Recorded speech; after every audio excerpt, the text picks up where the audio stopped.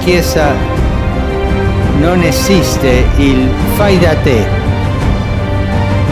non esistono battitori liberi. Quante volte Papa Benedetto ha descritto la Chiesa come un noi ecclesiale. Talvolta capita di sentire qualcuno dire io credo in Dio, credo in Gesù, ma la Chiesa non mi interessa. Quante volte abbiamo sentito questo? E questo non va.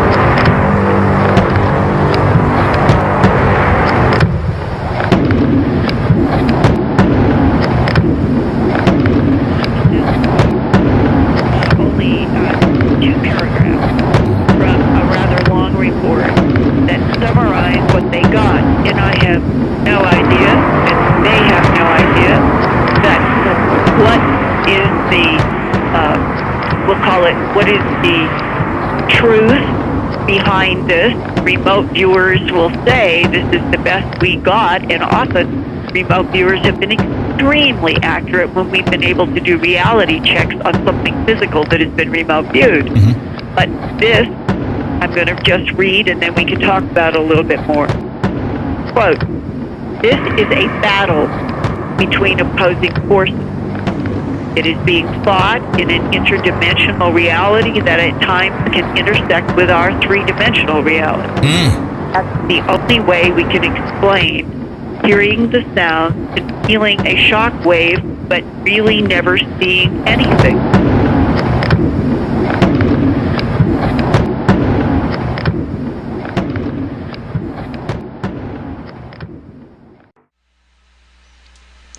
Alors bonjour, nous sommes le 27 janvier 2015 et c'est Isdelam qui vous parle.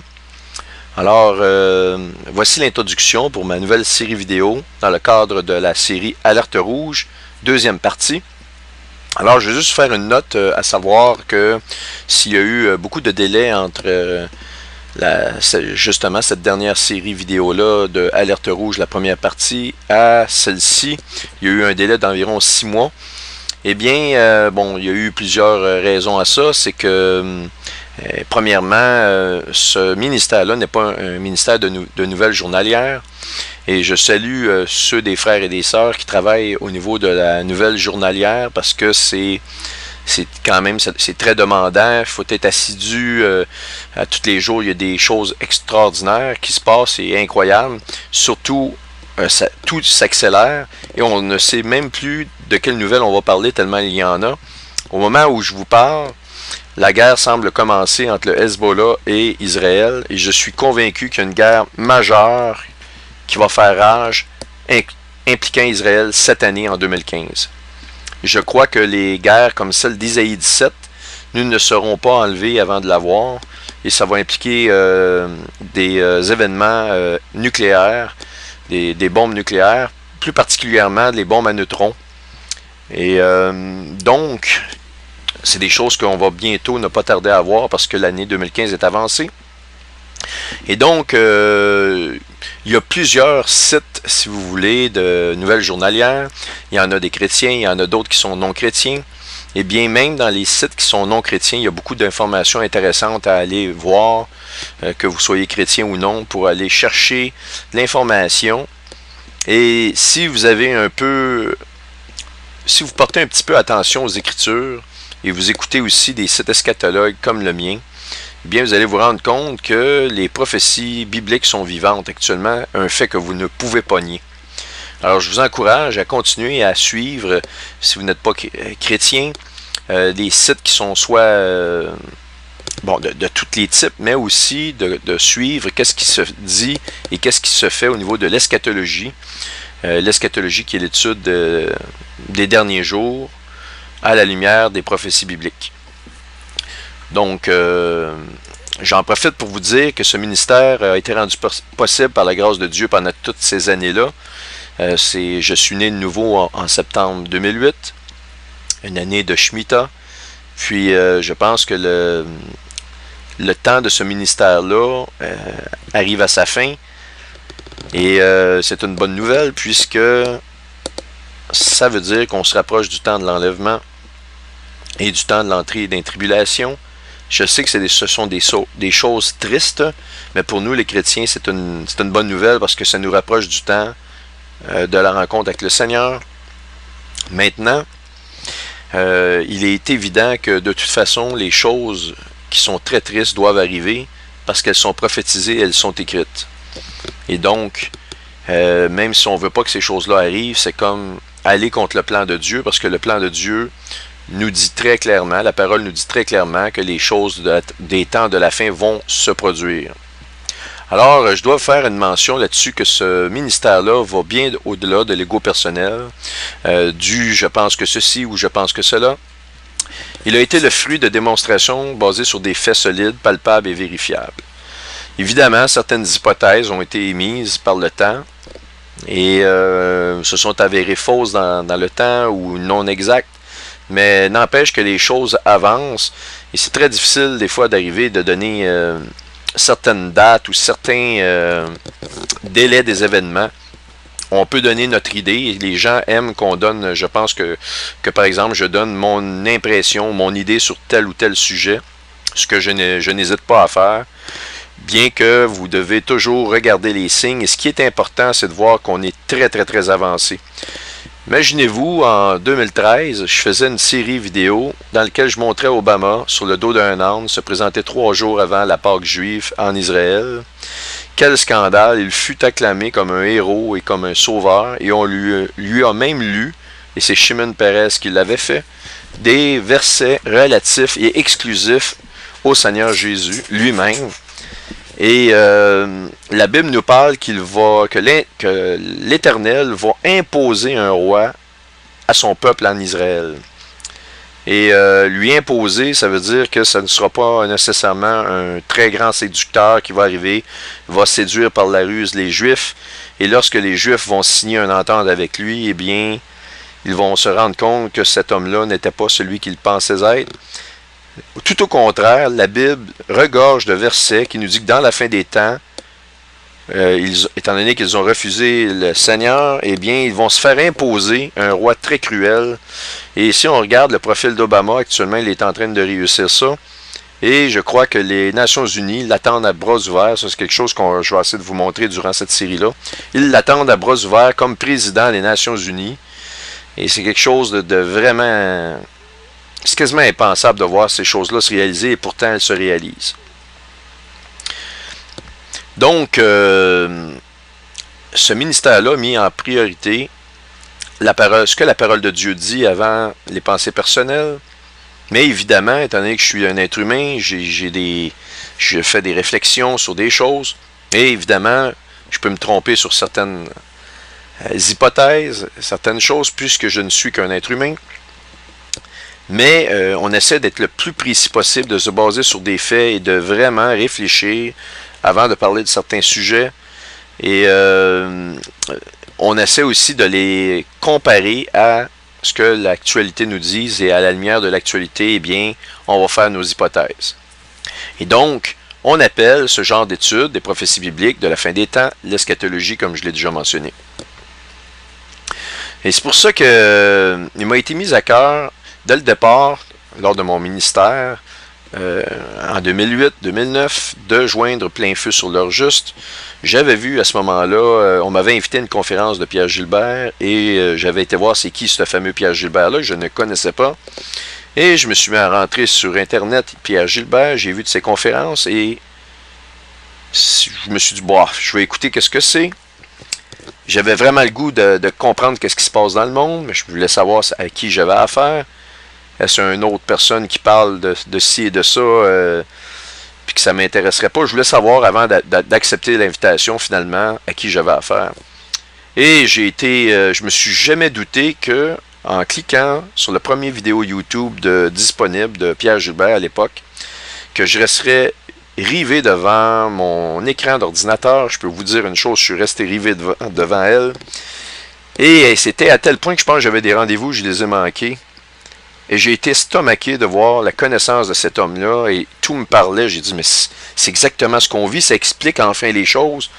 Et quel émerveillement j'ai eu lorsque cet homme-là rapportait des versets qui se rapportent à ce qu'on vit actuellement, ou à cette époque-là, en 2008. On vivait vraiment des choses, je voyais des changements, je ressentais des changements majeurs et irréversibles dans le monde. Je commençais à en parler à ma femme, etc. Et dans ma vie personnelle aussi, j'étais vraiment écœuré de la manière que ma vie se déroulait. Et c'est quand j'ai vu cet homme-là parler, Pierre Gilbert, je pense que j'étais tombé à genoux dans mon bureau. J'ai demandé pardon au Seigneur, vraiment d'une façon extrêmement profonde. Et c'était au mois de septembre-octobre de 2008, j'ai assisté. Finalement, j'ai vraiment accepté l'invitation et j'ai accepté d'aller voir cette conférence-là. Et donc, c'est ça, j'ai eu à cœur de me joindre au ministère de Plein Feu. Et je sentais que la tâche qui m'attendait devait être un défi colossal. Et que c'était important pour moi de faire connaître au plus grand nombre la richesse qu'il y avait et la vérité qu'il y avait dans les prophéties et dans les écritures bibliques. Alors le Saint-Esprit m'a mis dans le cœur que nous étions vraiment, mais vraiment rendus dans ce qu'on appelle la période des derniers jours et qu'il y avait très peu d'ouvriers au pressoir.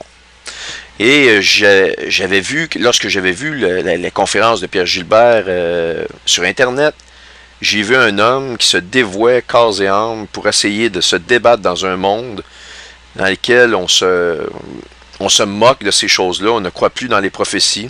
On pense que les anciens sont une gang d'imbéciles qui dessinaient des petits dessins sur des roches, comme dans le temps des Flintstones ou de Fred Caillou, les pierres à feu. Ceux qui sont un peu plus vieux se rappellent de cette série de dessins animés, des pierres à feu. Mais il n'en est absolument pas le cas. Les anciens nous ont laissé des messages très clairs, ils nous ont voulu nous avertir. Et en se moquant d'eux, on se moque de nous-mêmes et on s'envoie nous-mêmes à l'abattoir. Et les textes bibliques font partie de ces vieux textes-là qui nous dit que ce qui s'est fait au départ va se refaire plus tard et que le début va être comme la fin. Et donc, il n'y a rien de nouveau sous le soleil. Ce qu'on croit être quelque chose de nouveau, eh bien, c'est déjà produit dans le passé. Alors, j'ai eu beaucoup de compassion pour Pierre Gilbert et je me suis dit, il y a besoin d'aide pour le sprint final et je vais travailler, me rendre disponible. Et c'était pas lui qui m'avait demandé, c'est moi qui voulais absolument. Et j'étais même prêt à m'imposer à lui en disant, je vais tellement insister que finalement, il n'y aura pas le choix. il va accepter mon aide. Et j'étais comme un soldat prêt à aller travailler. Qu'est-ce que vous avez besoin, M. Gilbert? Je vais vous aider. Vous avez besoin de textes de recherche, mais je vais vous faire aussi les textes Parce que c'est sûr que nous, en tant qu'eschatologues, on reçoit de l'information, des liens, des gens veulent nous aider, nous envoient de l'information, c'est bien d'en recevoir, mais on doit compiler cette information-là et on revient au point de départ qu'il faut l'analyser, c'est ça qui manque. Et c'est difficile de décerner ou de donner des tâches à d'autres personnes, comme l'analyse des dossiers, l'analyse de ce qui se passe. Et faire cette chose-là, on se doit de le faire par nous-mêmes. La lecture de tous ces documents-là doit être faite par nous-mêmes. On ne peut pas déléguer ces informations-là ou ces tâches-là. Et c'est donc très, très, très, très, très, très difficile. Mais on a beaucoup, au niveau de la logistique, besoin d'aide. Il y a beaucoup de gens qui se sont proposés. C'est ça, c'est extraordinaire. Et donc, en tant que croyant dans Jésus-Christ, vous avez, par la grâce, cette grande bénédiction d'être des élus. Et dorénavant, on est, nous, en Christ, des rachetés de Jésus. Par le prix de son sang à la croix du Calvaire, en conséquence de quoi nous devenons maintenant des fils et des filles de Dieu, tel que décrit dans le livre de Jean au chapitre 1er. Mais pour devenir fils de Dieu, il faut avant tout se repentir d'une façon extrêmement sincère et accepter Jésus-Christ comme notre sauveur personnel et porter notre croix et avoir et développer une relation personnelle avec Jésus. C'est-à-dire de se garder en constante prière et échange avec lui. Et lorsqu'on a besoin de réponses, de le consulter, de demander à l'Esprit Saint de nous aider à comprendre les choses, à nous dévoiler les choses qui doivent être faites. Et évidemment, ça demande de la part de nous-mêmes beaucoup d'efforts, mais on se rend compte au bout de nos recherches que ça n'aurait été jamais possible sans un aide qui vient de quelqu'un qui n'est pas de nous-mêmes. Évidemment, ici on parle de l'Esprit Saint et de l'Esprit de Christ, finalement, et de Christ lui-même. Et voilà, ces choses-là nous parviennent. Souvent, j'ai dans le cœur de chercher telle chose, et tout ce que je fais, c'est que je vais juste constater ce que je savais dans mon cœur. Et je suis toujours ébahi. Donc, si je suis ébahi de quelque chose que je devais savoir, comment je peux être ébahi de quelque chose que je sais déjà? C'est-à-dire que cette chose-là ne vient pas de moi, sinon je ne pourrais pas être ébahi. Si vous savez que 2 plus 2 fait 4, et je vous dis, hey, devine quoi? Oui, quoi? Ben, 2 plus 2, ça fait 4. Vous allez me dire, ben là, tu m'épates pas trop, là. C'est quoi, c'est une blague? Qu'est-ce que tu veux me dire? Eh bien, justement, si vous n'êtes pas ébahi par quelque chose, parce que vous le saviez déjà, mais comment je peux savoir déjà quelque chose? Et là, je vous parle ici de quelque chose qui ne peut pas être critiqué, puisqu'on parle de faits. Cherche telle durée de temps, tu vas arriver à tant de jours. Et je cherche, je fouille, je trouve ce nombre de jours-là. Ça m'est arrivé des milliers de fois. Ça accélère énormément la vitesse des recherches que je peux faire. Et donc, au propos du fait d'un fils, plutôt d'un père qui laisse un héritage à son fils, et que ce père va laisser l'héritage à son fils et son fils seul, et non pas des gens alentour de son fils, il faut que vous soyez fils et filles de Dieu pour pouvoir hériter de la parole de Dieu et de la vie éternelle. Eh bien, voici une petite anecdote qui, justement, va faire un très beau parallèle entre, pour expliquer surtout aux non-croyants, c'est quoi ça, le fait de comprendre la parole de Dieu versus ne pas la comprendre. Pourquoi les chrétiens disent-ils que la parole de Dieu s'accomplit alors que beaucoup de gens ne voient pas ces choses-là? Ils ont l'impression que c'est inaccessible, ils essaient de lire la Bible, ils comprennent absolument rien. Eh bien, voici l'anecdote en question qui va un peu peut-être vous aider à comprendre ce phénomène-là.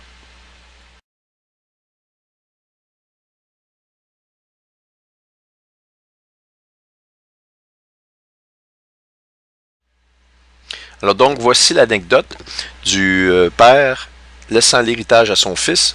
Alors, c'était l'histoire ça se passe à l'époque d'avant les transports modernes. Les transports pouvaient se faire par animaux ou à pied, mais il en allait de même pour les communications. Donc, on parle d'une époque lointaine. Le père vit avec son fils sur une terre, avec une grande demeure. C'est un père quand même qui a eu beaucoup de succès dans l'agriculture, mais a eu le malheur de perdre sa femme il y a quelques années de cela. Et donc, a dû élever son fils jusqu'à la préadolescence. Et ce père-là se fait éventuellement proposer par son meilleur ami d'aller faire un voyage lointain. Évidemment, le voyage lointain, on parle de quelques mois parce que la vitesse des transports de cette époque-là était très très lente. Et donc, il avise son fils de la situation qu'il doit quitter pour aller faire un voyage. Et le fils est très nerveux parce que c'est la première fois qu'il doit s'occuper de toutes les choses de la maison.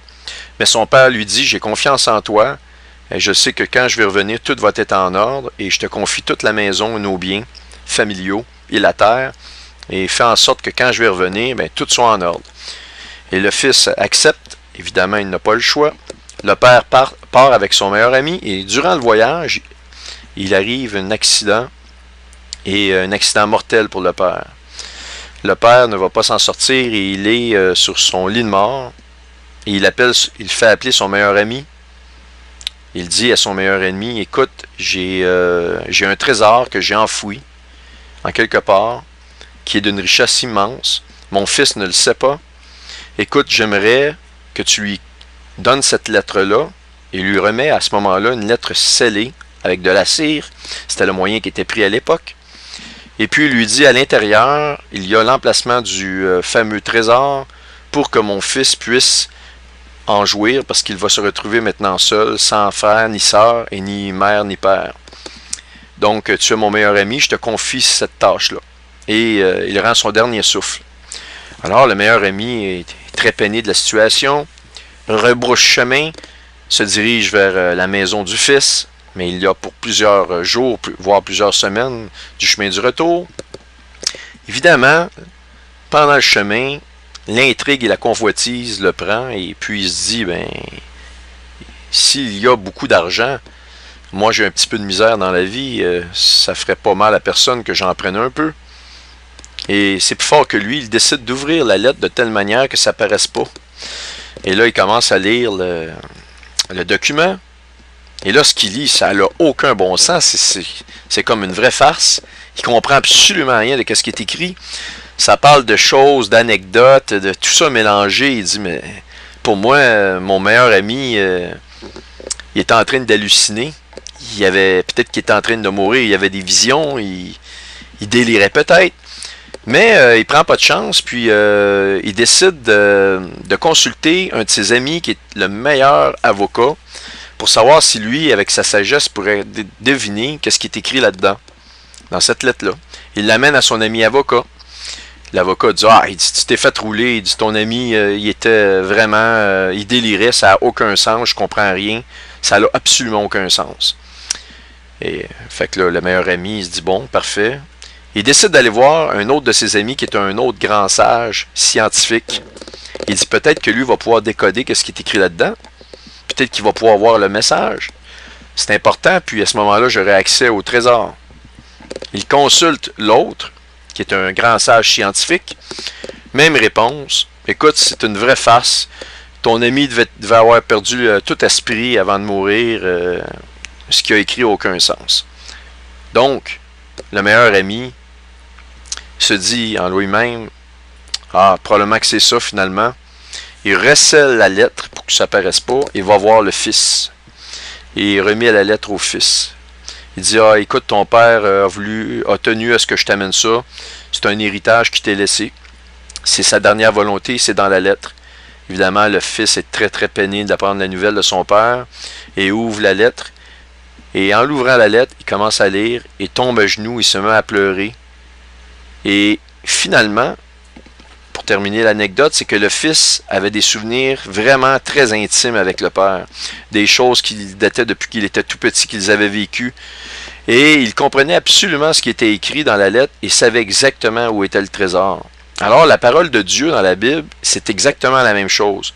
Sans l'Esprit Saint, sans le discernement de l'Esprit Saint, vous allez lire ça, vous allez trouver que ça l'a, je dirais, vous essayez de comprendre, mais vous allez avoir beaucoup de misère à saisir la profondeur de la parole. Et c'est pour ça qu'il faut, quand vous ouvrez la Bible, le faire dans un esprit de chercher sincèrement des réponses à vos questions et avec la plus grande honnêteté et de poser des questions à des chrétiens qui peuvent vous aider à ce niveau-là, de comprendre et d'en saisir la profondeur.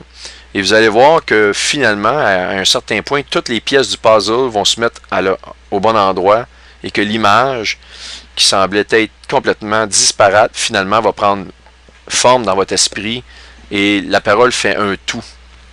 Alors voici la fin de l'anecdote que je voulais vous parler pour vous dire que dans la vie, finalement, la parole de Dieu est un peu comme le père et son fils, c'est que seuls ces deux-là, parce qu'ils ont une relation très proche, très forte l'un envers l'autre, ils se connaissent bien, alors ils peuvent se parler d'une manière que seul l'un comprenne l'autre et vice-versa.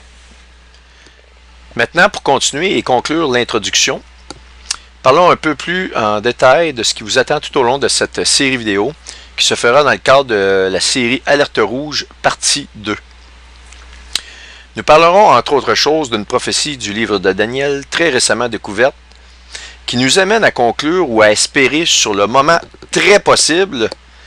Ici, je pense que j'ai mis assez l'accent sur le très possible parce que vous allez voir tout au long de la série que peu importe les preuves qu'on peut vous amener, on ne peut jamais être certain à 100% d'un temps du début d'une prophétie et ici en occurrence de l'enlèvement de l'Église. Donc, ça peut nous amener à conclure ou à espérer sur le moment très possible de l'enlèvement de l'Église, appelé aussi le jour de Christ, et aussi de l'avènement du jour terrible de l'Éternel. Ça, c'est le jour qui suivra rapidement le jour de Christ. Et ce jour-là marque le début de la grande tribulation qui durera la période totale d'un Shemitah, soit 7 années consécutives. Alors c'est maintenant qu'il est temps pour moi de vous mettre en garde concernant cette nouvelle série vidéo. Le but de cette série n'est pas de proclamer une date officielle de l'enlèvement de l'Église, mais de vous fournir des faits et preuves absolument renversants qui démontrent non seulement l'émergence des anciens mystères bibliques, mais aussi des anciennes prophéties bibliques qui annoncent l'approche du jugement final pour le genre humain et des nations d'une part, et du début de ce qu'on appelle les troupes de Jacob pour la nation d'Israël d'autre part. Il est primordial de mentionner que sans une condition sine qua non que seul Dieu possède et connaît, que nous ne pouvons nous engager en rien à vous prédire une date précise de tout événement prophétique quel qu'il soit. Le but de cette série sera de vous partager, ou de partager avec vous, certains faits précis qui démontrent sans l'ombre d'un doute qu'il faut être prêt maintenant et qu'il n'y a plus sur l'échelle de 6000 ans prévue par Dieu pour l'établissement de son plan ultime, aucun temps qui demeure avant le second retour de Jésus-Christ pour, dans un premier temps, venir chercher son Église, moment qu'on appelle le jour de Christ, où Jésus revient dans les nuées, il ne revient pas physiquement sur terre, il revient dans les nuées pour venir prendre son Église, qu'on appelle l'enlèvement de l'Église, et dans un second temps, pour le début de ce qu'on appelle la grande tribulation, connue sous le nom du jour de l'Éternel. Et l'une de ces fameuses conditions sine qua non maintenant serait par exemple l'avènement d'une seconde tétrade lunaire après la présente que nous vivons présentement, bien avant les quelques centaines d'années prévues actuellement par la NASA. C'est-à-dire qu'au lieu qu'on attende encore 400 ans avant d'avoir une prochaine tétrade, il y en aurait une qui se produirait d'ici 2 ans par exemple, ou 3 ans. Alors, comment cela serait-il possible? Eh bien, regardez bien. Et là, ici, c'est des hypothèses. Ce que je suis en train de vous dire, ce n'est pas ce qui va se produire nécessairement. C'est que c'est toujours possible que ça arrive. Vous allez comprendre pourquoi. Premièrement, on a que dans Daniel, pas dans Daniel, mais dans Joël, au chapitre 2 et les versets 31, on nous annonce que le soleil se changera en ténèbres en premier et que la lune en sang suivra dans un deuxième temps, avant l'arrivée du jour de l'Éternel. Alors, on nous dit aussi de ce jour de l'Éternel qu'il est un grand jour terrible. OK? Donc, comme on va le voir plus tard dans un chapitre précis de cette série vidéo, il n'y a pas que les tétrades qui peuvent produire des lunes rouges, appelées plus communément des éclipses lunaires totales. OK? Rappelez-vous de ça. Ainsi que des soleils en ténèbres, connus sous le nom d'éclipses solaires. Il y a ici plusieurs types d'éclipses solaires. Vous avez des éclipses annulaires, des éclipses partielles, des éclipses totales, des éclipses hybrides. mais les 4 types d'éclipses que je viens de solaires que je viens de vous nommer là font partie d'un groupe qu'on appelle les éclipses solaires. Okay? Par contre, pour ce qui est des lunes de sang, il faut qu'il y ait une condition absolument remplie à 100% du fait que il s'agit d'une éclipse totale de la Lune. Sinon, vous n'avez pas cette condition-là de lune de sang. C'est par un phénomène de diffraction de la lumière du Soleil alentour ou à l'embouchure de la surface de la Terre qu'on peut voir la lumière se refléter sur la Lune avec un halo rougeoyant ou un halo de sang. Alors ça, on va y revenir. Nous rappelons que l'on appelle une tétrade une série de 4 éclipses lunaires totales ou une 4 séries de lunes rouges totales réparties sur une période de 2 années consécutives. Ce phénomène peut aussi se produire en séquences triples ou simples. Et les séquences triples, elles, on les appelle les triades. Il faut noter qu'il y aura aussi des éclipses solaires et des lunes de sang prévues par la NASA dans les années qui suivent, si l'on prend le temps d'analyser la situation jusqu'en 2020-2022. Cependant, il y a un seul moment dans les prochaines 5 à 7 années qui correspond à une éclipse solaire suivie d'une lune de sang qu'on appelle une éclipse totale lunaire. Et il s'agit des dates que je vous mets ici dans le texte. Il s'agit d'une éclipse partielle du Soleil qui aura lieu le 13 juillet 2018, suivie d'une éclipse totale de la Lune ou une lune de sang qui aura lieu le 27 juillet 2018. Toutes les autres ne correspondent pas. Il y a trop de distance entre la lune de sang et l'éclipse de Soleil pour les années que je vous mentionne ici jusqu'en 2020-2022. Donc, à la lumière de l'actualité, il est difficile de croire que le début des tribulations aurait lieu encore dans 3 ans. Et ça, évidemment, c'est pas moi qui ai le contrôle des choses, mais je veux quand même vous faire part de cette hypothèse-là ici, qu'il est possible que, ce qu'on nous dit dans Joël, de l'arrivée d'un soleil changeant en ténèbres et suivi d'une lune en sang, qu'il doit avoir ces 2 signes-là ici, préalablement avant l'arrivée du jour de l'Éternel. On voit ici qu'en 2018, qui est la prochaine, qui serait le plus proche, eh bien, il y en aura un autre. Par contre, celle-ci ne fait pas partie ni d'une triade, c'est-à-dire qu'elle fait partie, je pense, d'une triade, mais elle ne fait pas partie d'une tétrade. Ça, c'est certain. Si elle ne fait pas partie d'une tétrade, eh bien, cela est extrêmement significatif parce que, regardez ce qui suit. On sait que les tétrades sont uniques et extrêmement rares d'un point de vue astronomique. Ça, c'est sûr que la rareté du phénomène rend encore les choses plus intéressantes.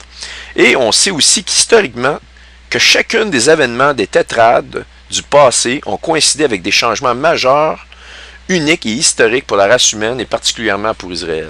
Ça, c'est extrêmement significatif. Et donc, on peut s'attendre que cette tétrade-là soit vraiment le signe qu'on attend. Maintenant, est-ce qu'on a des preuves que ce serait probablement cette tétrade-là qui serait le signe qu'on attend? Eh bien, la réponse est oui, puisque depuis le début de la tétrade, regardez ce qui se passe, notamment avec la situation avec Israël qui se dégrade d'une façon incroyable, et les troubles géopolitiques, la situation géopolitique qui se dégrade de partout. Écoutez, n'en rajoutez plus, il y en a partout, les troubles arrivent, les manifestations, les rumeurs de guerre, les guerres, c'est partout.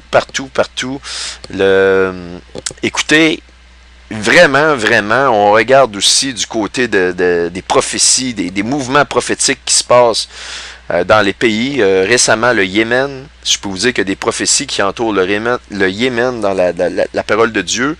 Encore une fois, des prophéties des derniers jours. Eh bien, tout ça nous amène à conclure que tout porte à croire que la tétrade qui est là est vraiment le signe ultime et non pas cette série-là qui vient ici, qui fait partie, je pense, de la triade, parce qu'il y a une triade en 2018, justement. Et par contre, dans la triade, c'est la seule qui fait vraiment partie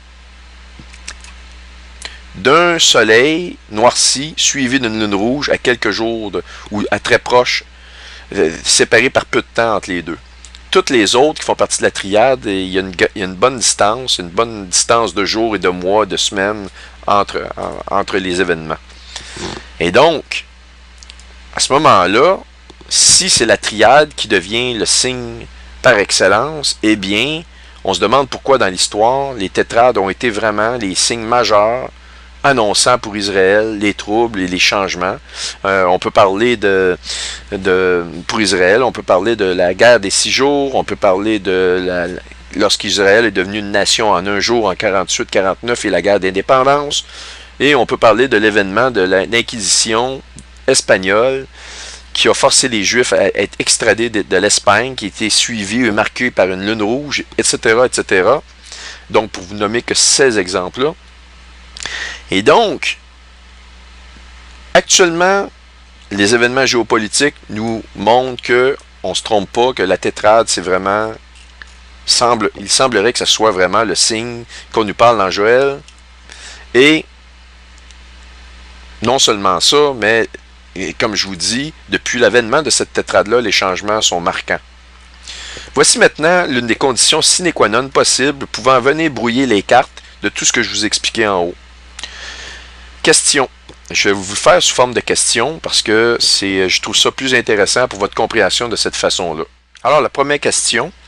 Et si la planète X changeait la donne en provoquant des changements dans les orbites de la Lune et de la Terre, ce qu'on appelle le mécanisme de Causaire, créant des changements dans les orbites des planètes de notre système solaire, incluant la Terre et la Lune, et provoquant de nouveaux signes de lune rouge et de soleil en ténèbres dans un futur proche, qu'il nous est impossible de prévoir à l'avance. Autrement dit, la NASA ne prévoit pas de tétrade avant 300-400 ans, mais maintenant, après le passage de Planète X, ayant provoqué des changements dans l'orbite de la Lune et de la Terre, nous amenant de nouveaux phénomènes qu'il était impossible de prévoir avant le passage de Planète X. Eh bien, évidemment, vous comprendrez que je ne peux pas me mettre garant de ce qui va se passer dans le futur et que seul Dieu connaît ces choses-là. Et donc, il pourrait nous apparaître une tétrade dans 10 ans d'ici qu'on n'avait pas prévu. Cependant, les probabilités ici, là, je ne veux pas vous faire paniquer, là, c'est juste parce que j'essaie d'expliquer les choses du mieux de mes connaissances. Je ne veux pas vous faire paniquer ici. Il est clair que les probabilités qu'une telle chose arrive est très très faible. La parole de Dieu nous dit que le Seigneur ne s'amuse pas à confondre ses enfants. Il essaie d'être le plus clair possible dans ses explications. Ça, c'est la première des choses. Deuxièmement, vous êtes bien d'accord que Planète X n'est pas encore arrivé. On peut prévoir encore pas avant au moins 1 an ou 2 minimum. C'est mon estimation. Mais si on prend pour acquis qu'elle va passer dans 2 ans, eh bien, avant la production d'un autre tétrade, on peut prévoir un minimum de quelques années après, ce qui nous amène encore dans le temps à pas avant 5, 6, 7, 8 ans minimum. Et donc, je vais revenir avec l'actualité de ce qui se passe actuellement dans le monde. Pensez-vous, en tant que chrétien, qu'on peut attendre encore 7, 8, 10 ans avant de voir arriver le Seigneur, l'enlèvement, etc., etc.? Secondo, la Bible est claire que le passage de Planète X se fait après l'enlèvement. Donc, j'espère que ce que je vous dis là comme explication vous rassure quand même. Une autre question qu'on peut se poser, et si le Soleil, se changeant en ténèbres, serait le fruit d'un autre phénomène que celui de l'éclipse? Comme par exemple la possibilité que le Soleil soit rempli en totalité d'une tache solaire énorme, le rendant noir comme un crin. Alors voici ce qui pourrait être un signe avant-coureur d'un phénomène qu'on n'a jamais vu auparavant, mais qui pourrait se produire en même temps que l'arrivée du jour de l'Éternel ou proche du jour de l'Éternel. Eh bien, ici, le 1er janvier 2015, il est arrivé, voyez-vous ici le titre de l'article, un mystérieux, la NASA qualifie ça d'un grand mystère, ils n'ont jamais vu ça, un mystérieux phénomène au pôle sud du Soleil, la NASA nous révèle une énorme tache solaire à la surface du Soleil, duquel émergent des vents solaires atteignant une vitesse de 500 000 par seconde. Ce sont des vitesses astronomiques pour ce type de phénomène-là et anormal. Et donc, la NASA s'est qualifiée d'extrêmement préoccupée par ce phénomène-là. Et il qualifie même ça d'un phénomène qui est totalement mystérieux. Alors, on le voit ici. Donc, ici, la photo du Soleil, de la tache solaire. Vous voyez ici le 1er janvier 2015. Elle est tellement grande qu'on peut environ l'évaluer à peut-être 8% de la surface totale du Soleil. Mais imaginez-vous que cette tache-là, il y aurait un phénomène où une tache semblable se répartirait pendant un certain temps sur toute la surface du Soleil. Vous pouvez être certain qu'un tel phénomène ne pourrait pas arriver sans des troubles majeurs et des répercussions majeures pour la planète Terre. Eh bien, le but de vous parler de cela, c'est que je vais juste vous montrer dans les Écritures tout ce qui entoure les soleils assombris et suivis de lune rouge sont souvent juxtaposés avec un nouveau phénomène qui n'est pas bien décrit ou parlé par la majorité des chrétiens. Je veux vous en faire part.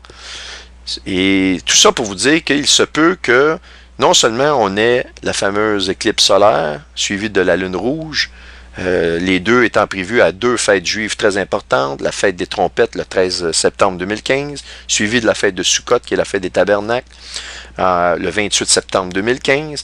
Il y aurait peut-être un autre phénomène qui pourrait suivre, pas nécessairement exactement au moment des éclipses, je ne pense pas, mais très proche de ce moment-là, un tel phénomène un peu comme celui-ci, mais qui se répartirait sur l'ensemble de la surface du Soleil, qui pourrait expliquer certaines caractéristiques qu'on nous donne, et je vous en fais part immédiatement. On nous dit, si on analyse Joël, chapitre 3, les versets 14 à 16, « Peuple, peuple, venez à la vallée de la décision, car la journée de l'Éternel est proche. » On nous annonce la proximité de la journée de l'Éternel. Après, on nous dit, le soleil et la lune ont été obscurcis, donc c'est fait, ce phénomène-là est arrivé, et les étoiles ont retiré leur lueur. Ça ici, là, c'est spécial. Ça veut dire qu'on remarquerait vraiment que les étoiles ne brillent moins. C'est sûr que si on regarde, on prend pour acquis qu'il y a une éclipse de soleil, ok? Eh bien, l'éclipse de soleil ne peut se faire qu'en plein jour. On ne peut pas constater que le soleil est en éclipse si on n'est pas en plein jour. Et en plein jour, on ne voit pas les étoiles, puisque la luminosité ambiante de l'atmosphère terrestre est trop élevée et cela occulte, si vous voulez, la visibilité de la luminosité des étoiles. Donc, il n'y a rien de vraiment de spécial là-dedans, mais puisque la Bible nous parle qu'il y aura le fait que les étoiles auront retiré de leur éclat, eh bien, il est très possible que ça suggère un autre phénomène, un troisième phénomène, en plus de la lune assombrie et du soleil assombri. En plus, ici, dans le troisième verset, on nous dit, dans le verset 16, on nous dit que les cieux et la terre seront ébranlés. Comme je vous le dis, je vous le répète, un tel phénomène se répartissant sur la surface du soleil au complet va amener de sérieux troubles sur la surface de la Terre. Ça, dans les minutes qui vont suivre et dans les heures et jours qui vont suivre. Vous pouvez être certain de ça. Une éruption solaire, vous pouvez vous imaginer, majeure, provoque des tremblements de terre et des méchants problèmes de température sur la Terre. Un tel phénomène, imaginez-vous, sur la surface totale du Soleil, serait catastrophique. En tout cas, ça serait noté par tous les gens de sa planète. Il n'y a personne qui dirait « Oh, c'est pas grave, il y a une tornade dans un autre pays, c'est pas de mes problèmes. Si les gens crèvent là-bas, ça ne me dérange pas. » Parce que tout le monde va être touché par un phénomène semblable. Si on regarde dans Ésaïe 13, versets 9 et 10, on a « Voici, la journée de l'Éternel vient. Elle est cruelle, elle n'est que fureur et ardeur de colère pour réduire le pays en désolation, et il en exterminera les pécheurs. » On nous dit, au verset 10, ce qui est très intéressant, encore une fois que même les étoiles des cieux et leurs astres ne feront plus luire leur clarté. Le soleil s'obscurcira quand il se lèvera et la lune ne fera point resplendir sa lueur. La lune ne fait pas resplendir sa lueur, on ne nous parle pas d'une lune de sang, on nous dit que la lune ne fait plus resplendir sa lueur. Évidemment, une lune de sang, on peut considérer ça comme une lune qui est atténuée en clarté. Mais est-ce qu'on peut être sûr que la lune ici, qui ne fait plus resplendir sa lueur, suivie d'un soleil qui s'obscurcit, est le même que, voici ici dans Joël 2, 31, 32, et surtout ici on semble de nous dire finalement que le jour de l'Éternel est arrivé. Ça serait ici un phénomène au moment du jour de l'Éternel ou pendant le jour de l'Éternel. La même chose ici, parce qu'on nous dit qu'il approche, mais après ça on nous dit, voici le soleil a été atténué, c'est passé, c'est fait, et que finalement Dieu sort et rugit et vraiment montre sa colère. Donc le jour de l'Éternel à partir de là est arrivé. Tandis que dans Joël, il y a une distinction. On nous parle de signes qui vont se produire dans le temps de ce qui va venir ici. On nous dit que « Et je ferai des prodiges dans les cieux et sur la terre, du sang et du feu et des colonnes de fumée. » Ici, quand on parle de sang et de feu, on peut penser à l'image d'un volcan en pleine éruption. La lave qui coule, c'est comme le sang. Et le feu de l'éruption, évidemment, vous savez que les éruptions volcaniques provoquent des éclats de feu. Et les colonnes de fumée, eh bien, quand vous avez des volcans en éruption, eh bien, il y a des colonnes énormes qui montent dans la haute atmosphère, qui sont visibles à des kilomètres à la ronde. Et donc, s'agit-il là d'une activité soudaine et mondiale de l'activité volcanique, finalement? Eh bien, il est possible de le croire. Est-ce que c'est ce phénomène-là, ici, majeur, qui va amener qu'éventuellement, on ne verra plus la clarté des étoiles? Très possible. Il se peut aussi que ce soit un phénomène comme celui-ci qui amène, si vous voulez, l'assombrissement de la Lune et du Soleil lui-même, ou il se peut que ce soit aussi l'activité volcanique. Toujours est-il que ici, on nous dit la Lune sera changée en ténèbres, pardon, le Soleil sera changé en ténèbres et la Lune en sang avant le jour grand et terrible que l'Éternel vienne. Alors, mon but ici, c'est de vous montrer qu'il se peut et qu'il est fort probable, et en fait, selon toute probabilité, la Bible nous dit que, en l'entour du jour de l'Éternel, on aura l'éclipse solaire, on aura une lune de sang, parce que c'est écrit, mais il y aura aussi probablement d'autres phénomènes, que ce soit celui-ci que je viens de vous montrer, réparti sur la surface du Soleil, ou le fait d'une activité volcanique majeure, qui va provoquer, si vous voulez, les cieux et l'ébranlement des cieux et de la terre. Moi, je pense, sincèrement, je m'attends à quelque chose comme ça ici, qui va provoquer l'éruption volcanique, parce que la Bible nous dit que les cieux seront ébranlés. Et les cieux ne peuvent pas être ébranlés s'il n'y a qu'un éclipse solaire à regarder sans aucun autre phénomène. D'ailleurs, j'en profite pour vous dire que le fameux 500 jours qui a été donné par le gouvernement américain et le gouvernement français, ça a été déclaré au mois de mai 2014, si on calcule les 500 jours avant que les éléments se déchaînent selon eux, selon ces deux gouvernements-là. On parle ici de John Kerry, de l'administration Obama, et on parle du gouvernement français qui déclare que 500 jours, d'ici 500 jours, on aurait un déchaînement de la nature comme on ne l'a jamais vu. Et lorsqu'on calcule ces 500 jours-là, on arrive exactement à la fin de septembre et du début du mois d'octobre 2015. Est-ce que c'est un hasard? Moi, je pense que ces gens-là ne déclareraient pas de telles choses sans qu'il se passe vraiment de quoi.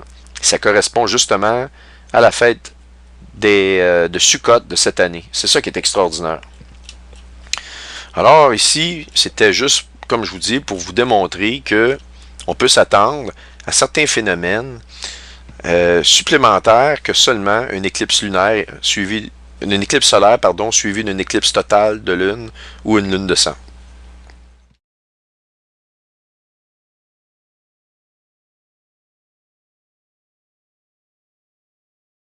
Alors maintenant, je vais vous parler un peu de comment cette nouvelle série vidéo-là a vu le jour. c'est dans au milieu de l'année 2014 que j'ai fait des découvertes additionnelles concernant mon étude sur le cheval blanc astronomique et le cheval noir astronomique qui consiste en ISON et Saturne respectivement. Et j'ai fait des nouvelles découvertes sur ces objets-là concernant leur cycle final. Et j'ai remarqué avec stupéfaction que ce cycle-là convergeait à un même point dans le temps. Ça a été la première chose qui m'a, disons, allumé, qui a allumé mon esprit de dire, ben, je pourrais peut-être produire et dévoiler ces informations-là. Mais j'avais un combat en dedans de moi parce que j'avais fait l'objet de beaucoup de critiques et c'est pas la critique comme telle qui me bloque, mais je vais vous expliquer plus en détail mon point. C'est que j'avais quand même réussi à démontrer des faits absolument extraordinaires, des coïncidences qui ne pouvaient pas en être sur les objets tels qu'Ison et Saturne et montrer leur correspondance absolue avec les prophéties bibliques. J'avais réussi à faire ça, notamment dans la série Un voyage astronomique vers la fin des temps. Et de plus, ces signes-là étant dévoilés, non seulement ils étaient conformes à la parole, mais comportaient tellement de points précis avec la parole qu'il devenait statistiquement impossible qu'il ne soit que le fruit de simples coïncidences. Donc ça, c'est des choses que je savais. Et évidemment, j'ai montré énormément d'informations dans cette série-là. Elle est pleine d'informations. Et voyant, par les questions de plusieurs d'entre vous, que finalement, probablement pas plus que 20% de la série avait été comprise, dans le fond, eh bien, je me suis dit que toute information supplémentaire, à ce moment-ci, là, je me retourne, j'étais dans le milieu de 2014, n'aurait apporté que plus de confusion ou de mélange ou de critique, et que cela n'était pas nécessairement valable, ou, si vous voulez, le souhaitable. Alors, je me suis abstenu. Et ici, c'est pas une critique que je vous fais, le fait que la plupart d'entre vous n'ont pas nécessairement capté l'ensemble des concepts qui ont été montrés là-dedans, parce que chaque être humain, et ça inclut moi-même, lorsqu'on regarde quelque chose, il est impossible qu'on capte 100% de l'information qui nous est donnée. On va en capter peut-être 20, peut-être 30%, peut-être davantage en fonction de la complexité de ce qui nous est présenté. Mais lorsque l'information arrive en grand nombre en même temps, l'esprit va en retenir une partie, puis il va en laisser passer une certaine autre partie. C'est avec le temps ou des fois les circonstances, des choses futures qui nous arrivent, qu'on finit par comprendre ces concepts-là. Surtout dans le cas où ces concepts-là viennent nous chercher. C'est-à-dire que si vous écoutez quelque chose, puis ça ne vous intéresse pas du tout, vous pouvez être certain que votre esprit va l'avoir oublié très rapidement. Mais si cette chose-là vous intéresse, vous y revenez souvent dans votre esprit, vous allez finir par comprendre, et au moment où vous allez les comprendre, ces concepts-là, alors c'est là que vous allez dire « Comment ça se fait que j'ai pas vu ça? » Et là, vous allez vraiment devenir complètement allumé, si je peux dire. Et là, vous allez connaître dans votre esprit que là, vous venez de saisir l'information. Alors donc, c'est un peu ça qui s'est produit.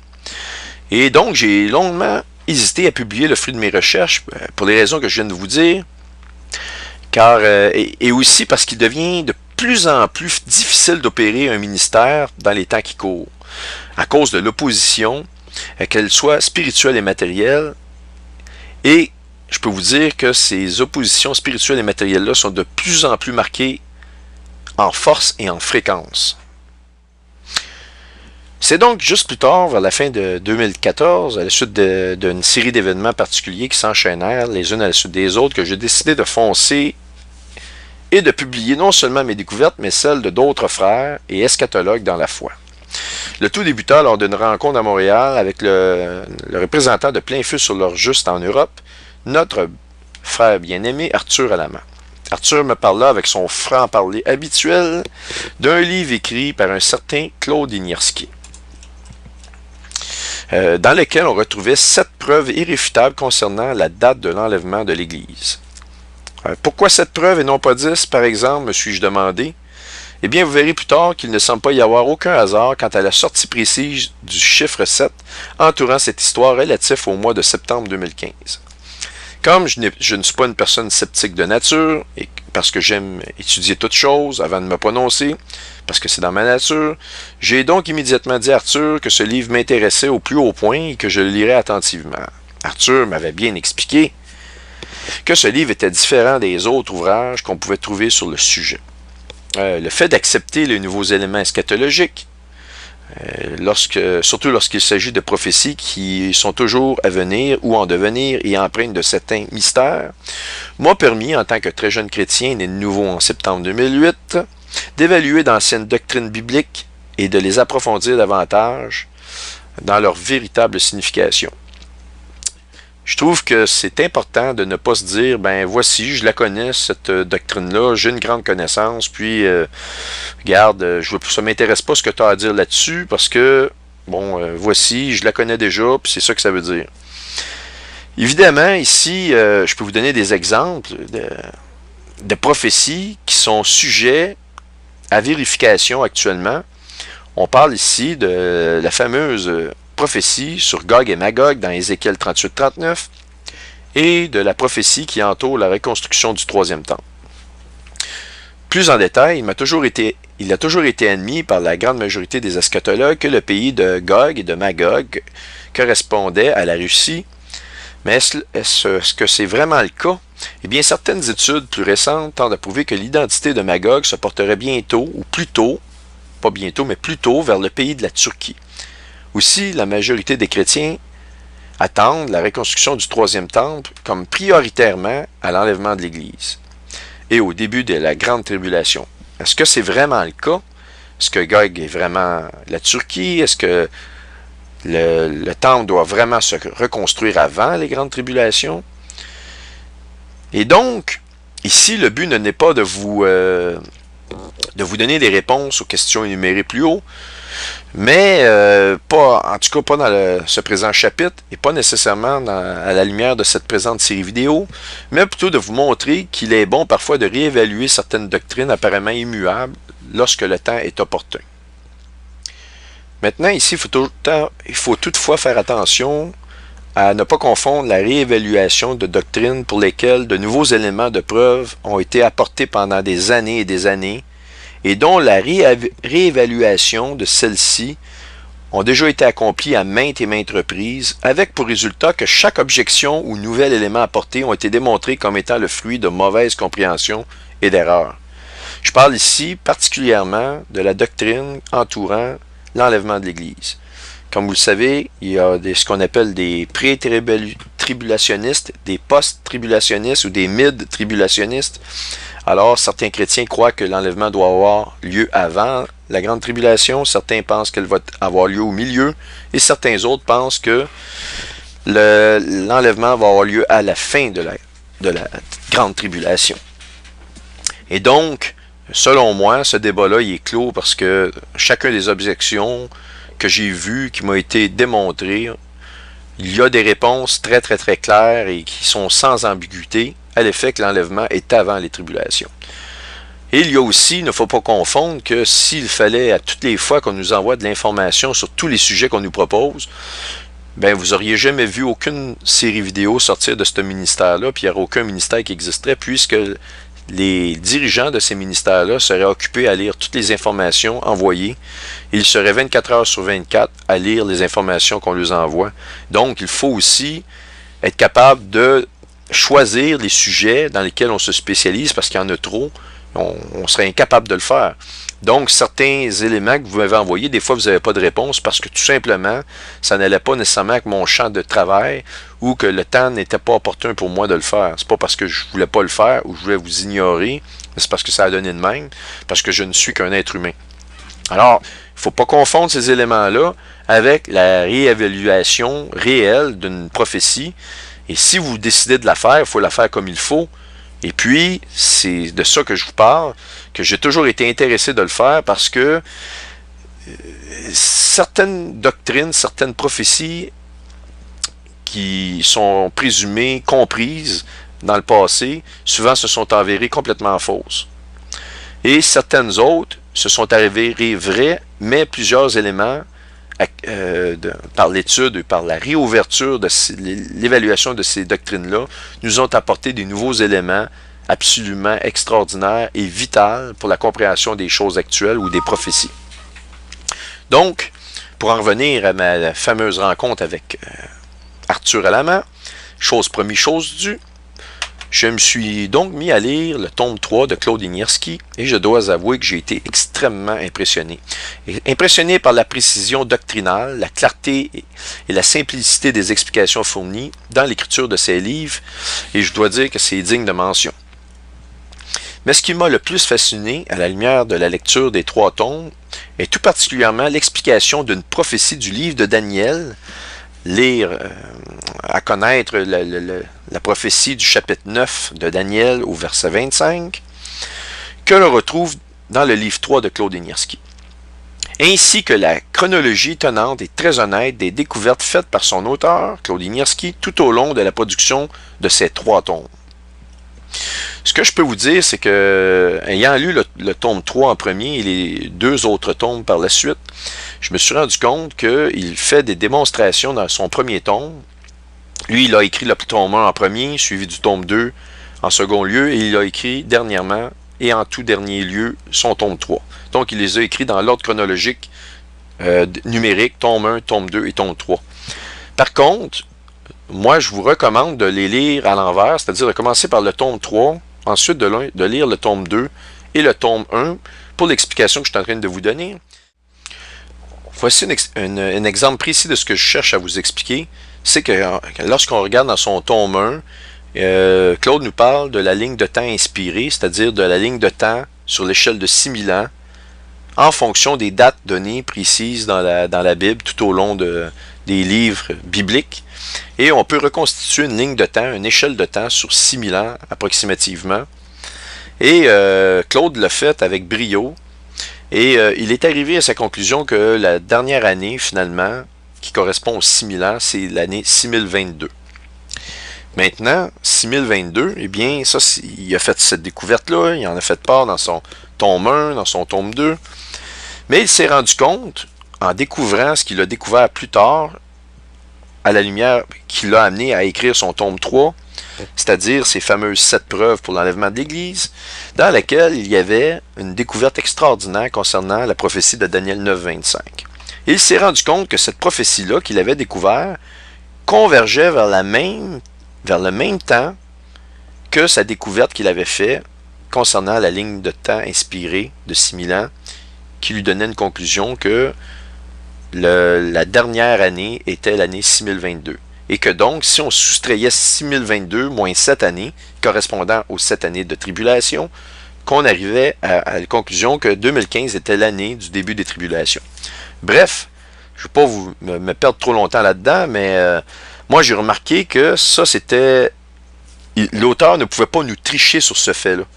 Que c'était des choses qui devaient être inspirées en quelque part, puisque si ça n'avait pas été inspiré, il y aurait eu une divergence entre sa découverte sur la ligne inspirée de 6000 ans et sa future découverte qu'il devait faire, ne le sachant pas encore au moment de l'écriture du tome 1, concernant Daniel 9.25. Alors donc, lorsque moi j'ai vu ça, j'ai dit « Wow, c'est sûrement le cœur de toutes ces recherches. C'est vraiment le nec plus ultra de ces découvertes. » J'ai donc immédiatement mis cette théologie et doctrine à très rude épreuve. Elle fut en effet le sujet de longues discussions entre moi et Pierre Gilbert, entre autres. Et je dois avouer qu'après des mois de vérification encore et encore, et que nous sommes arrivés à la conclusion que cela devait être connu en détail par le plus grand nombre de personnes possible. Alors, ça m'a vraiment ébranlé cette nouvelle-là, puis je me suis demandé à moi-même, est-ce que c'est vraiment la preuve ultime de son retour? Je parle ici de Jésus-Christ.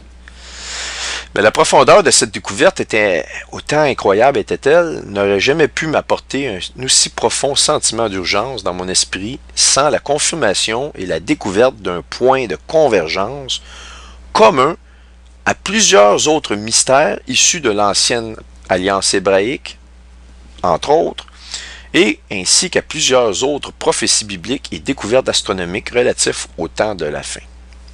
Wow! Il semble qu'il soit présentement minuit moins une sur l'horloge de l'humanité. Puis je peux vous dire que c'est le cas.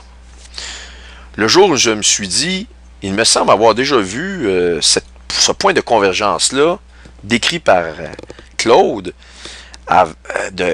qui pointe vers septembre 2015. Il me semble que j'ai déjà vu ça avant.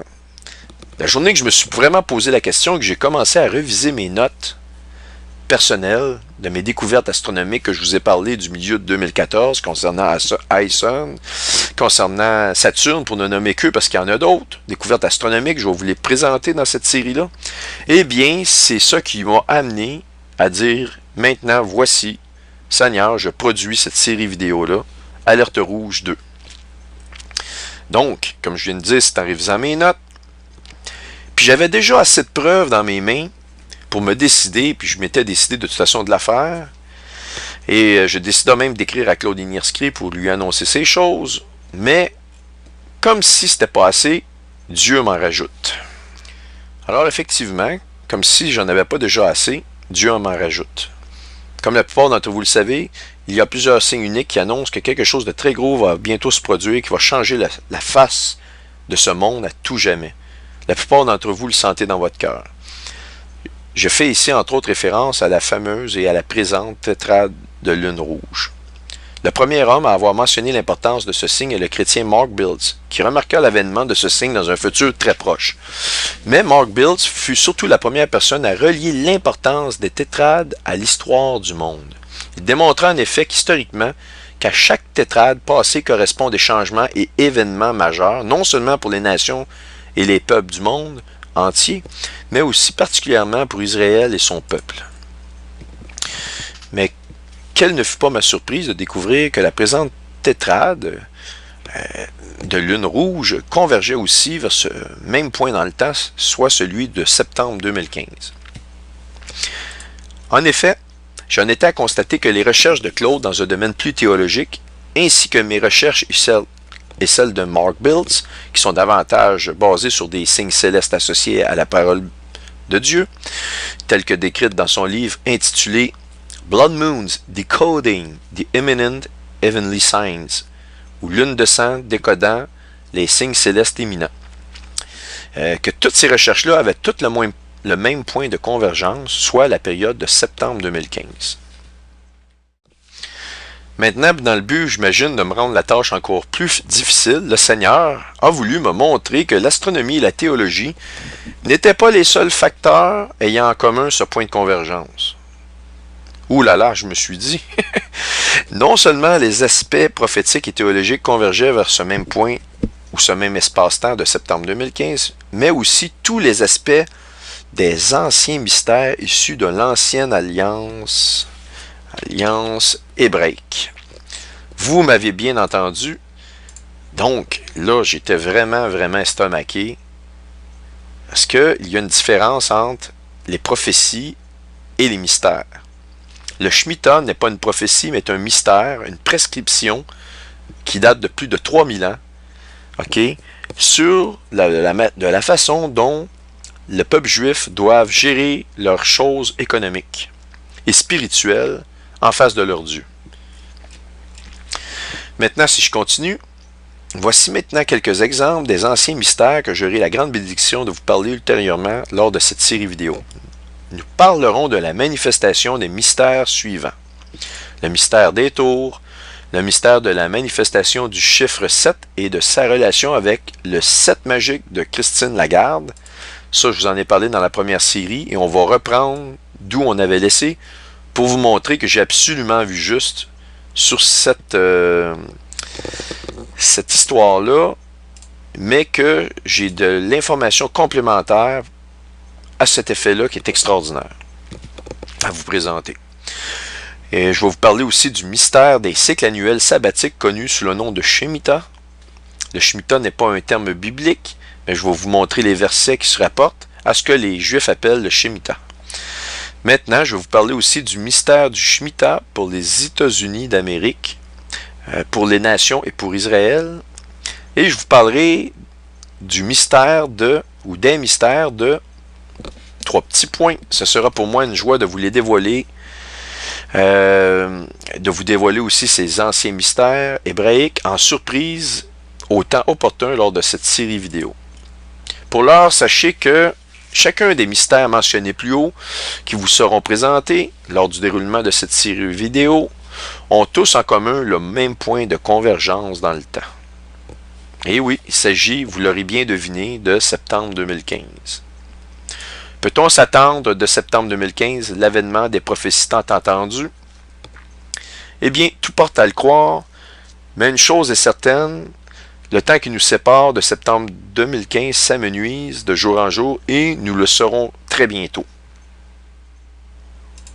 Il ne reste que 8 mois qui nous séparent du mois de septembre et le temps de l'attente va s'amenuiser de jour en jour. Alors donc, vous serez à même de juger par vous-même des temps dans lesquels nous vivons présentement et ce à la lumière des explications qui vont suivre. Je vous souhaite maintenant que vous ayez autant de plaisir à l'écouter que j'en aurai à la produire. Je crois que cette série représentera un ouvrage qui fascinera le croyant comme le non-croyant et l'indécis. Ce travail vise en effet chacun des groupes mentionnés, que vous soyez non-croyant ou que vous soyez croyant, eh bien vous y trouverez sûrement des informations qui sauront vous plaire et surtout vous aider à vous amener à vous questionner très, très sérieusement sur les événements actuels. Vous pourrez peut-être éventuellement vous poser certaines questions ultimes, comme comment est-il possible, puis là je m'adresse surtout aux non-croyants, ok, comment est-ce qu'il est possible que le monde entier soit sous le pouvoir de l'ancienne alliance hébraïque et que pendant toutes ces années, nous ne l'avons pas vu? Alors, effectivement, je vais vous montrer des choses et qu'à votre insu, que vous soyez croyant ou non-croyant, le monde entier suit exactement ce qui est prescrit dans la parole de Dieu, mot pour mot.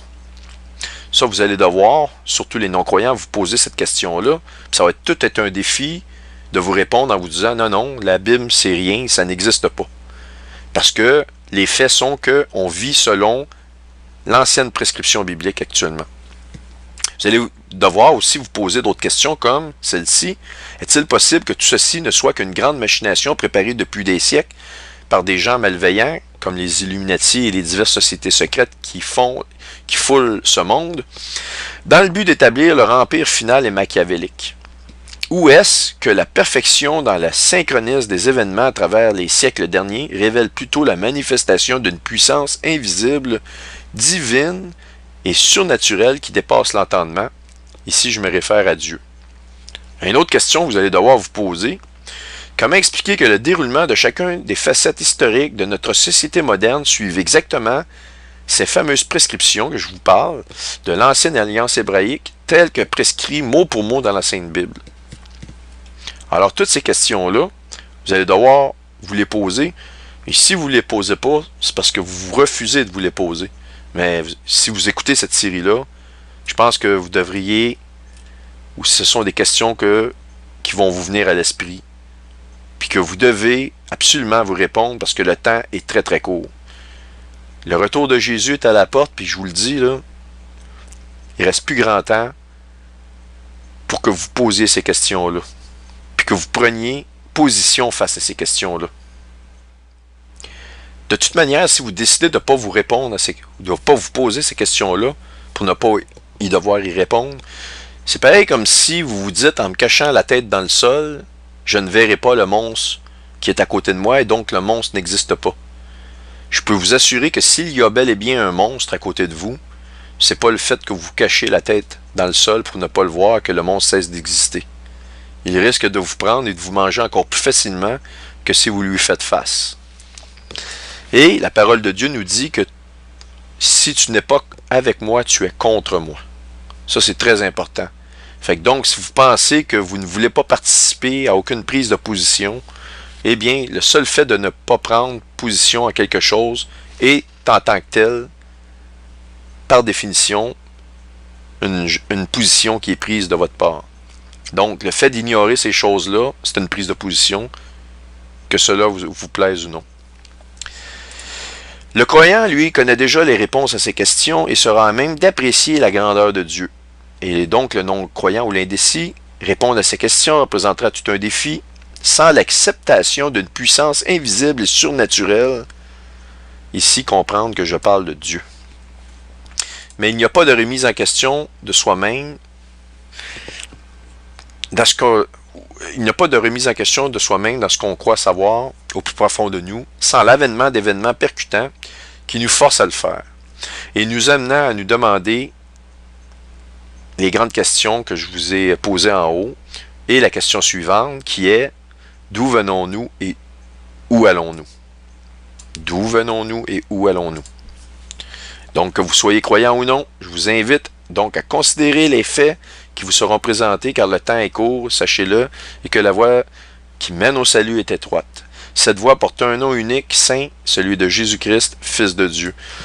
Et je peux vous dire une chose, cette présentation-là n'a rien à voir avec la religion et n'aura pas un cachet religieux. Donc, je vais vous exposer des faits, et étant donné que la vérité passe par la parole de Dieu, vous ne devriez pas m'en vouloir de vous mettre les versets qui vont exactement coïncider avec les faits que je vais vous présenter. On nous dit dans Acte 4, les versets 11 et 12, que Jésus est la pierre angulaire rejetée par vous qui bâtissez. Bâtissez ici, ceux qui bâtissent, c'est qui? Ce sont la franc-maçonnerie, les poseurs de pierre. Et regardez bien, justement, l'allusion aux poseurs de pierre, qu'ils ont un signe de l'œil qui voit tout, avec la pierre angulaire qui correspond à l'œil qui voit tout en haut de leur pyramide. On nous dit de Jésus qu'il est devenu la principale de l'angle. Jésus, la pierre rejetée par vous qui bâtissez, est devenu la pierre principale de l'angle, ou la pierre principale de l'angle, c'est la pierre qui est au-dessus de la pyramide, la pierre angulaire. Il n'y a pas de salut en aucun autre, car il n'y a sous le ciel aucun autre nom qui nous ait été donné parmi les hommes par lequel nous devrions être sauvés. Est-ce que c'est assez clair ici? Autrement dit, la réconciliation avec Dieu, notre Créateur, passe par Jésus et nul autre.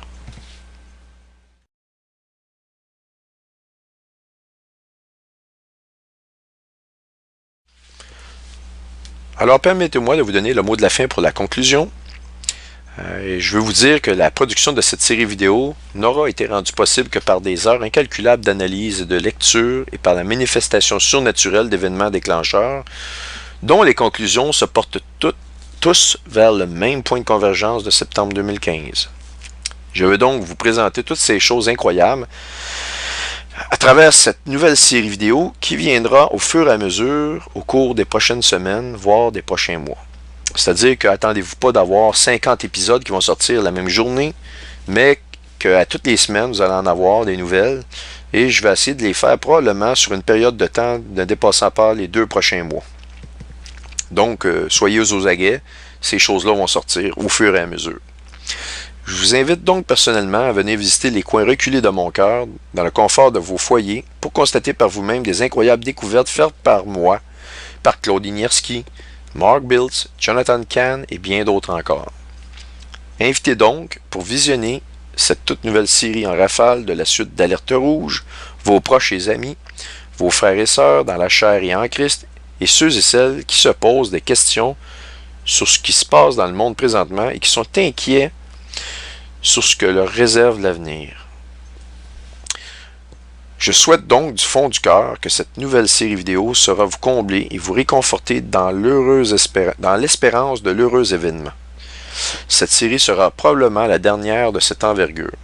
Je vous salue tous, ceux qui m'écoutez, qui que vous soyez. J'ai signé Is de Lamb en Jésus-Christ de Nazareth.